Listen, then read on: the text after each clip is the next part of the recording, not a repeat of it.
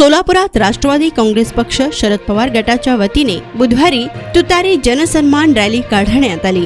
शहरातील महात्मा बसवेश्वर चौक येथून शुभारंभ करण्यात आला होता। मधला मारुती बाजार, माणिक चौक, सोन्या मारुती चौक मार्गे पुढे छत्रपती शिवाजी महाराज चौकाकडे ही तुतारी जनसन्मान रॅली मार्गस्थ झाली।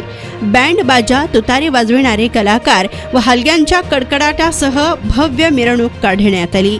या मिरवणुकीत शहराध्यक्ष सुधीर खरटमल, प्रदेश प्रवक्ते UN बेरिया, पक्ष निरीक्षक शेखर माने, महेश कोठे, प्रदेश नेते भारत जाधव, कार्याध्यक्ष तौफिक शेख, प्रमोद गायकवाड, युवक अध्यक्ष अक्षय वाकसे, सरफराज शेख, युवराज सरवदे, सूर्यकांत शेरखाने, राहुल बोळकोटे, महिला अध्यक्ष सुनीता रोटे आदी महिला पदाधिकारी देखील उपस्थित होत्या।